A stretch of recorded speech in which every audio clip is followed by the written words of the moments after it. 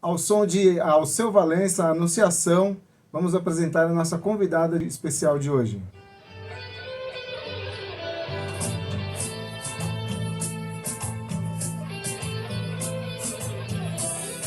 Ela é nascida em Maceió, Alagoas, bacharel em Direito e Segurança Pública, pós-graduada em Direito Penal, em Neurociência do Consumo, em Economia Comportamental pela PUC, fundadora da Multiplique Educação Financeira. Foi oficial da Polícia Militar e da Polícia Federal. Superou um grande desafio na vida, o casamento, situações pessoais e financeiras, e com o sucesso que ela conseguiu superando todo esse desafio, hoje ela é educadora financeira e ajuda mulheres a conseguirem a sua dignidade pessoal e financeira. Ítala dos Anjos, seja muito bem-vinda ao Café e Finanças. Muito obrigada, Emerson. Prazer estar aqui hoje. E para toda a audiência, uma boa tarde. Vamos conversar, vamos colocar dinheiro no bolso desse povo. Seja muito bem-vinda. Eu gostaria de perguntar já de cara o significado da educação financeira para as pessoas de uma forma geral, mas sobretudo para a mulher. Perfeito. Acho que toda mulher vai conseguir saber, entender isso. Eu espero que todo homem hoje também consiga perceber que quando a gente fala de dinheiro para a mulher, a gente está falando de autonomia acima de tudo. Se a gente for entender um contexto sócio-histórico-cultural da mulher, né? Então, por que é diferente então de uma mulher para um homem? Simplesmente porque a mulher só foi autorizada a lidar com o dinheiro há um pouco mais de 60 anos. Então, a minha avó já era nascida e a minha avó, por muito tempo, teve que ter autorização do meu avô para lidar com o dinheiro dela, para fazer uma transação simples bancária, para ter uma conta no banco. Então, tudo que ela ia fazer, ela precisava da autorização dele, ela precisava do CPF dele, porque ela nem tinha o próprio CPF.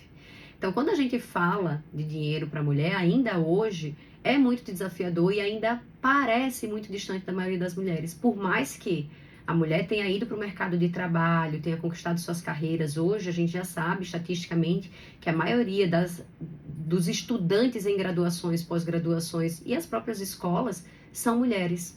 Essa mulher ela já vai para o mercado de trabalho, ela está se capacitando, ela está equalizando o mercado de trabalho junto com os homens. Que bom, né? Ter uma população ainda mais ativa, gerando riqueza para todos nós na economia. Mas essa mulher não fica com esse dinheiro. Tem uma estatística que 70% do patrimônio mundial está na mão dos homens. Sendo que a gente tem dentro da população mundial 50-50, né? 50% mulheres, 50% se declaram homens ou mulheres. Então fica ali 50-50. Mas esse patrimônio ainda está diferente. Porque essa mulher ainda não se sente capaz de lidar com esse patrimônio.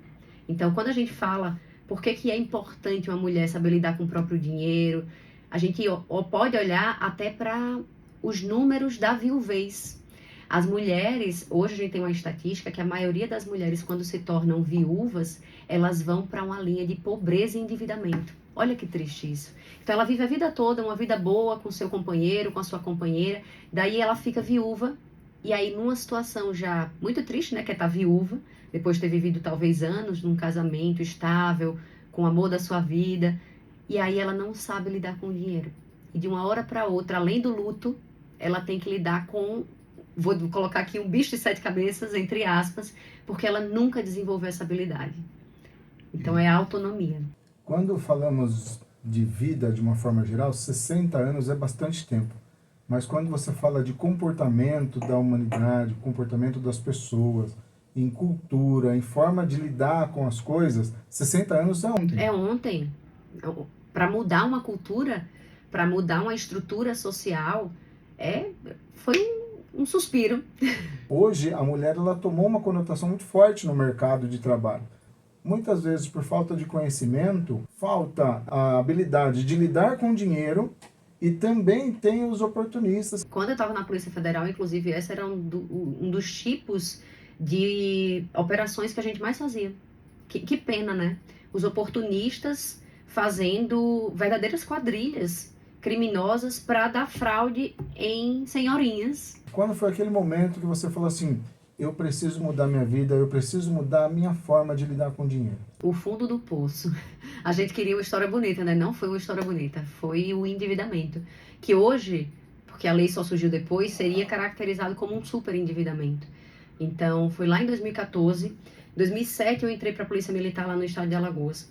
E de 2007, quando eu recebi o meu primeiro salário, eu recebi junto meu primeiro cartão de crédito, minha conta bancária, e ninguém me disse assim, olha, esse cartão de crédito aqui não é parte do seu salário, tá? Esse cheque especial aqui não é parte do seu salário, não é para viver com ele, não.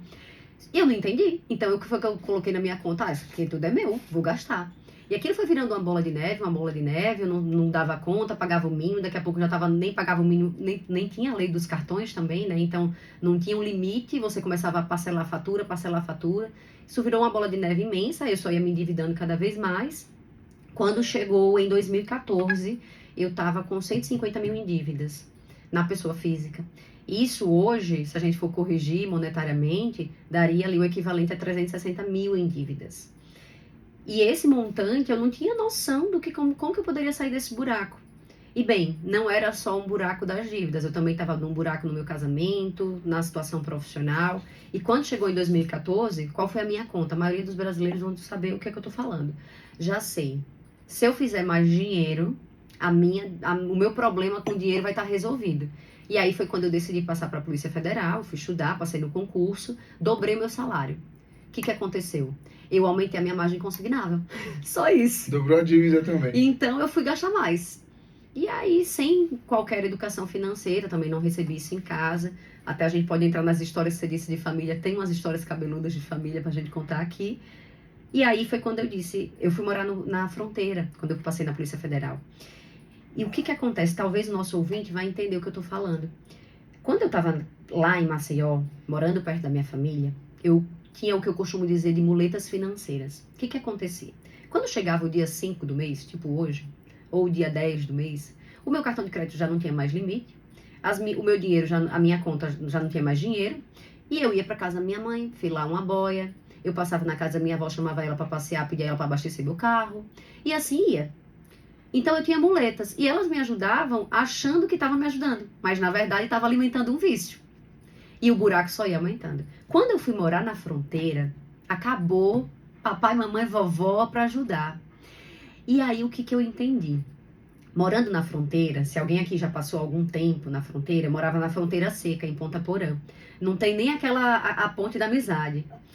E na fronteira seca, não tinha muita lei. Quando eu fui morar lá em 2014, ou seja, há mais de 10 anos.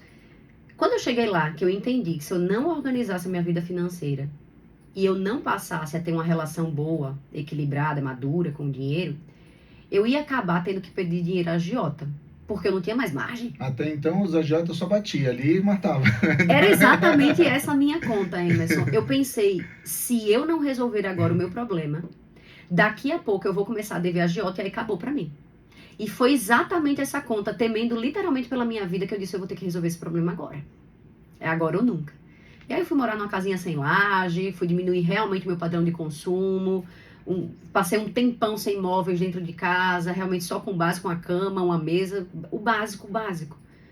E foi ali que eu fui me reestruturando. E aí a minha sorte, ou não, né, competência também, tanto na Polícia Militar quanto na Polícia Federal, eu tinha sido formada para formar pessoas. Eu era professora já, então eu já tinha habilidade de desenvolver método. Naquela época, a internet era bem arcaica, né? Sim. 2014 era quase a cabo ainda. Sim. Na manivela. Tinha um barulhinho, né? Tinha um barulhinho. De telefone. E aí, eu fiz o seguinte, vou começar a estudar aqui na internet, porque lá em Ponta Porã não tinha nada, era uma cidade muito arcaica. Eu comecei a estudar na internet, mas era tudo muito simples. Só que graças a essa habilidade que eu tinha de formar método, eu fui construindo o meu método, batendo cabeça, mas fui ali pouco a pouco construindo. Em menos de um ano, eu estava já zerada de dívidas. E ali resolvi a minha vida financeira, pronto. Dali pra frente, nunca mais tive dívida, nunca mais pedi empréstimo, nem dinheiro emprestado a ninguém. A minha vida realmente se estruturou, comecei a investir e aí me tornei uma investidora. De lá pra cá, já são mais de 10 anos, o método funcionou. É muito comum que a pessoa extremamente capacitada do ponto de vista de formação acadêmica, ela não sabe lidar com dinheiro como aquela pessoa ali simplesinha que se organiza. O que é mais importante, a parte emocional ou a parte técnica? Emocional, e já tem pesquisa sobre isso. Que eu estava ontem, inclusive, estudando sobre isso. 80% das nossas decisões financeiras são emocionais. E só 20% que a gente precisa de técnica. Mas isso não quer dizer que não exista método para você lidar com o seu emocional diante do dinheiro. Porque as pessoas acham que, ai não, então se eu fizer uma terapia e eu estiver tranquilo, se eu for uma pessoa com um emocional forte, então tá tudo certo para mim. Não tá. Ao longo desses anos fazendo curso e ajudando mulheres a ressignificarem a sua vida financeira, eu vou dizer algumas frases e você me diz o que você lembra, tá bom? Combinado. Eu mereço. Eita, essa daí é, sabe o que é isso? Fim do dia, aí o chefe ruim brigou com o marido, aí eu mereço, e lá vai, né? Eu mereço tudo, eu mereço uma bolsa nova, eu mereço um carro novo, eu mereço uma casa nova, eu mereço um jantar, eu mereço, já deixou muita gente endividada, inclusive eu. Já passei muita dificuldade na vida, agora não vou me negar esse luxo. É o começo do endividamento. Porque, na verdade, a gente merece tudo. Merece tudo que a gente quiser, né?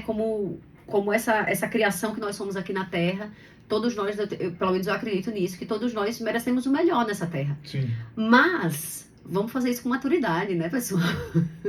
Vamos merecer de forma tranquila, principalmente pra gente ter um futuro tranquilo e merecer sempre. Não importa o quanto você esteja bem financeiramente, vai ter um mês que vai faltar dinheiro. Sim. E não importa o quanto você esteja em dificuldade, vai ter um mês que vai sobrar dinheiro. Qual que é o segredo para equilibrar isso? Ter um colchão. É entender que a vida é esse ciclo. Então, se a gente olhar para a natureza, a gente vê que a vida, pô, no inverno não vai chover tanto, agora tá chovendo pra caramba em Piracicaba. É saber lidar com o recurso. Da mesma forma como a gente consegue lidar com o recurso água, recurso comida, recurso tempo, recurso energia, a gente vai ter que administrar, gerenciar o recurso dinheiro. É só mais um recurso que a gente vai ter que gerenciar. Então é entender que, opa, se eu sei que a minha vida é cíclica, entra dinheiro talvez mais no mês, menos no outro, ou aparece mais imprevistos num determinado momento. Feito agora, né? Janeiro acabou de passar e para a maioria das famílias é um mês que tem mais gastos, mais imposto, mais tudo. Escola de criança, tudo mais. Se eu já sei, poxa, vamos fazer um planejamento para ano que vem ser tranquilo, para ter uma grana sobrando nesse mês e você passar tranquilo por esse mês, não precisar. É onde a maioria das famílias começam a se endividar já em janeiro, né? É diferente o planejamento no sentido, vou me planejar para ter o limite no cartão, Deus me livre. ou vou me planejar para ter o valor para pagar à vista. Exato. Porque aí você passa a pagar com desconto. Quem Enfim. tem dinheiro reina, né? Porque dinheiro na mão, aí a pessoa vai dizer, é vendaval. Não, dinheiro na mão é liberdade. Se a gente tem o dinheiro, foi exatamente o que você falou. Se você está com mais dinheiro na mão, você tem capacidade de negociação, você tem capacidade de ter um desconto maior. E aí sobra mais dinheiro no resto do ano inteiro. Se você não tem dinheiro, eu vou comprar no cartão. A gente acaba não cotando, porque esse aqui aceita cartão, já vai, você acaba indo para o caminho da facilidade. E não tá errado, né? Porque a gente pode comprar tempo com essa facilidade.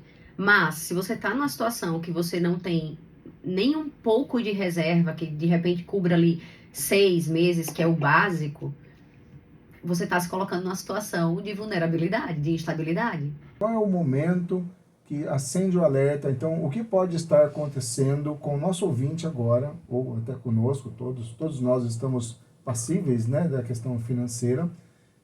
Qual é aquele momento que você fala assim, puxa, a hora de eu parar e olhar que eu estou indo para um caminho perigoso? Caminho perigoso? Eu diria que se o seu custo de vida hoje já está maior do que a sua renda, você já está num caminho muito perigoso. Muito perigoso. Tem gente que nunca nem fez essa conta, né? Não sabe nem quanto custa a própria vida. Então, teu custo de vida hoje é quanto? Quanto que seria o mínimo? E aí o mínimo não é, eu vou tirar tudo. É o que é essencial para você. Então, vamos imaginar, vou falar aqui do meu caso. Eu trabalho em home office, eu preciso de internet para trabalhar. Para mim, ter internet é básico. Já para outra pessoa que não trabalha com internet, talvez não vai precisar. Não vai ser básico para essa pessoa. Eu não tenho filhos. Se o nosso ouvinte tem filhos, às vezes a escola daquela criança vai ser básico para ela. Às vezes não, vai ter alguém que vai dizer, nossa, não, a escola pública aqui é maravilhosa, não tem problema. Ou a alimentação daquela criança. Enfim, a gente tem que entender o que é essencial para nós, que a gente não abre mão nem numa pandemia. E calcular esse valor. Chegou no valor, vamos colocar um número simples aqui, fácil de calcular, R$1.000. Poxa, com R$1.000, o mínimo para ter numa conta protegida, uma conta que vai estar ali rendendo com tranquilidade, R$6.000. Seria o básico do básico. Se a gente for falar em autônomos, se a gente for falar em empresários, empresárias, a gente deveria ir para 12 mil, ser o dobro disso, exatamente por essa instabilidade de entrada que existe. Mas aí a população segue na manada de pensar, não, deixa isso para depois, o churrasco do final de semana é mais importante.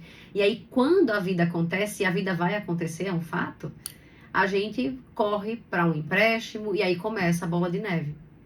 E eu acho que algo que é muito importante, eu não sei se você percebe isso, acho que sim, a gente ainda vê uma população que carece de educação e que acha que é normal fazer tudo com dívida.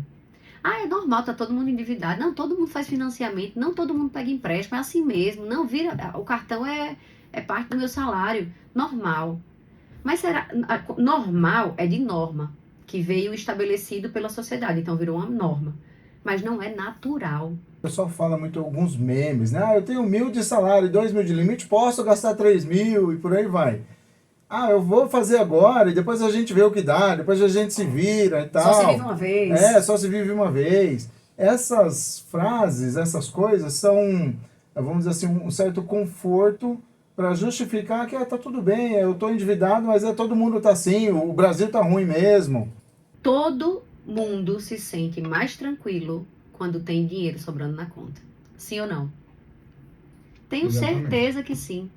E, inclusive, isso é amplamente pesquisado no mundo inteiro. A gente tem uma comorbidade chamada ansiedade financeira. E a gente sabe, inclusive, hoje em dia, que as pessoas passam a pensar de forma diferente. A capacidade cognitiva, ou seja, a sua capacidade de pensar, fica prejudicada. As suas emoções ficam prejudicadas quando você está com problema financeiro. E aí você, inclusive, tem uma pesquisa que mostra que, por exemplo, o homem e uma mulher dentro de uma relação, quando a família está com situação financeira prejudicada, quando aconteceu alguma crise financeira, a emoção que se sente nesse casal de um homem é como se ele tivesse sido demitido, e para a mulher é como se ela tivesse sido divorciada, como se tivesse tido um rompimento no casamento, quando tem um problema financeiro. Isso é um ponto muito importante, que ao longo desses 32 anos de atuação no mercado financeiro, eu já vi muitas famílias se fazendo e muitas se desfazendo por conta de dinheiro. E aí, falando da vida conjugal, como você vê a importância da transparência entre o marido e mulher para dizer, olha, temos dinheiro ou não temos dinheiro, está sobrando ou realmente estamos com dificuldade, está faltando, até arrepio de falar. Você está querendo agora botar a mão no vespeiro, Emerson. Vamos pro vespeiro e pra polêmica. Sabe então. Por quê? Eu vejo do lado do marido, normalmente, que ele está com uma dificuldade financeira, ele está tomando crédito no banco para não ter chegar para a esposa e falar que ele está com dificuldade, porque falar que ele está com dificuldade é como se ele estivesse dizendo assim, eu sou incapaz de prover a família.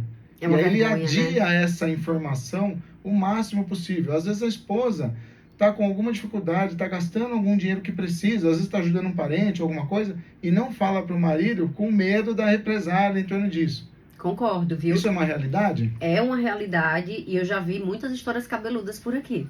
Já vi caso de esposo que desviava dinheiro da empresa para fazer caixa 2, que tinha colocado todos os bens da família em outros nomes, em nome de irmão, e a esposa nem sabia porque ela não se envolvia nessas questões, não tinha conversa. E também já vi o contrário, de um casal, por exemplo, que estava juntando dinheiro, ele chegou, né, o esposo chegou para a esposa e disse, olha, vamos juntar esse dinheiro para construir a nossa casa, você administra, já que você sabe melhor de investimentos do que eu. Ela começou a guardar esse dinheiro, a poupar esse dinheiro, a investir esse dinheiro, só que ela também entrou numa situação com um cartão de crédito e disse, vou pegar aqui emprestado da nossa conta, depois eu devolvo. E isso foi aumentando, daqui a pouco ela já tinha gastado todo o dinheiro para construir a casa. E ficou com vergonha também de dizer para o marido. O nome disso é infidelidade financeira. E nós temos que dar nome para os bois até para poder a gente conseguir trazer solução. Então, se hoje isso está acontecendo com o nosso ouvinte, com a nossa ouvinte, você está numa situação de infidelidade financeira. Às vezes a gente não quer dizer que é infiel, né? Para o marido e para a esposa. Você está sendo infiel nesse momento. Omitir ou mentir é uma infidelidade. Por quê?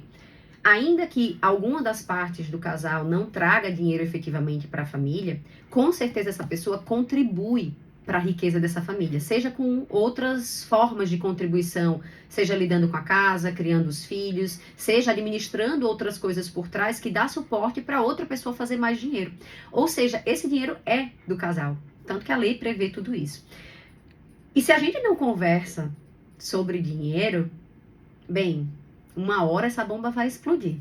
E é aí que muitas vezes acontece do divórcio chegar e o que é pior, de uma das partes ficar em situação de vulnerabilidade financeira. E esse ponto que é triste. É importante dizer, então, que uma forma de prevenir esse tipo de problema é um diálogo aberto desde sempre. Eu sei que é uma conversa difícil, já que a gente não Mas teve educação necessária. financeira. Exato. Necessária, e digo mais, hoje a ciência também comprova que esses momentos de conversas difíceis, elas aprofundam a relação do casal. Então, se você ama de verdade a sua esposa, se você ama de verdade o seu marido, tenha conversas difíceis, porque sim, é desconfortável naquele momento. Mas depois que passa aquele momento, inclusive os laços de vocês se fortalecem. A neurociência já comprova isso. E não só isso, não só os laços, mas olha que bom também a riqueza da família. E se vocês ficarem mais ricos, prosperarem, vai ser bom para todo mundo, vai ter mais conforto na família, vai ter mais liberdade, vai ter mais tranquilidade, essa ansiedade financeira vai ser reduzida e aí tudo melhora, tudo prospera. Por onde começar? Quais as dicas que você dá assim para a pessoa dar o primeiro passo e começar a seguir por um caminho melhor? Vou começar naquele gancho que a gente vinha falando da questão do custo de vida, já que a gente começou por esse ponto. Acho que o primeiro ponto de todos é você entender quanto custa a minha vida. E quando você estiver olhando para esses custos, tenta passar ali 1, 2, 3 meses mapeando. Mas mapeando tudo, ir lá até o cafezinho, é só para a gente saber para onde está indo o teu dinheiro. Por quê? Quando a gente sabe o que está acontecendo, a gente pode tomar decisões conscientes. E é aqui que mora a grande chave para mudar, para fazer toda a mudança e para realmente ter a vida financeira que você gostaria. Por quê? Se eu descubro, por exemplo, que eu estou pagando, vou pegar agora o banco. Se eu descubro, por exemplo, que eu estou pagando de tarifa bancária, vamos dizer que eu tenho 10 contas abertas nos bancos por aí. E eu não estou usando essas 10 contas, mas eu estou pagando lá a tarifa bancária todo mês. Aí é 100 de um, 100 de outro, 200 de outro, 50 de outro. Quando eu vou ver, tá dando mais de R$1.000 por mês só de tarifa bancária. Eu tenho certeza que o nosso ouvinte não está querendo distribuir R$1.000 por mês aí para os bancos, porque ele acha banco bonito. Com certeza. Com certeza não. Esse dinheiro poderia estar sendo empregado numa viagem para a família. Esse dinheiro poderia estar sendo empregado para a construção da casa, para o financeiro, para tanta coisa maravilhosa, tantos sonhos que com certeza nossos ouvintes estão pensando agora. Poxa, não seria melhor destinar o dinheiro para isso? E olhando para esse custo, olhando para onde está indo esse dinheiro, é a primeira forma de você tomar a decisão. Uma coisa que eu já vi com a cliente. A cliente tinha uma vida maravilhosa, todo mês ela era convidada para ir para uma festinha. Festinha de criança, festinha da colega do trabalho. Ela chegou depois desse mapeamento de 3 meses, ela estava descobrindo que ela estava gastando em média R$1.500 só de presente. Só de presente. E ela disse, oxe, não, peraí que eu quero viajar. É interessante porque nessa questão de anotar os pontos, passa por 3 pontos fundamentais. Primeiro, o costume de anotar. Então, tem gente que quer anotar no papel de pão, no caderninho, tem aplicativo para isso. Não importa o meio que você vai utilizar, o importante é que você utilize. Isso. Segundo, quando está sobrando dinheiro, é um prazer fazer isso aí. É uma delícia, porque você faz, sobrou dinheiro e está tudo ótimo. Quando está faltando dinheiro, a primeira coisa que a gente abandona é isso. E é a principal ferramenta que a gente tem que utilizar para sair dessa situação. Porque olhando as despesas, você consegue, como você disse, tomar decisões e daí saber o que você precisa cortar. E a decisão, ela é fundamental. Se você não tomar a decisão de você cortar, agora você vai ter que cortar mais ainda lá na frente, porque quem vai tomar essa decisão para você vai ser o cartão, vai ser o banco, Exato. na hora que ele negar o crédito. E aí você vai ter que tomar atitude de uma forma ou de outra, não é isso? Sim. E aí é na dor, né? Fica pior. É na dor. E mais caro. Mais caro. E essa forma de você, isso que você falou, né, de olha, mesmo no desconforto, vai lá e olha, porque certamente é quase como se a gente pensasse num navio. Vamos imaginar um navio e aí ele trombou lá com o iceberg, vamos pensar no Titanic, e fez um furo. Se eu não descobrir onde está esse furo, vai só aumentar. Só vai aumentar, vai prejudicar e o barco vai afundar. Mas se você descobre onde está o furo, você pode remediar, pode contornar, chegar numa solução, fechar e tocar o seu cruzeiro. Café e Finanças, o sucesso está em você. Café com Finanças.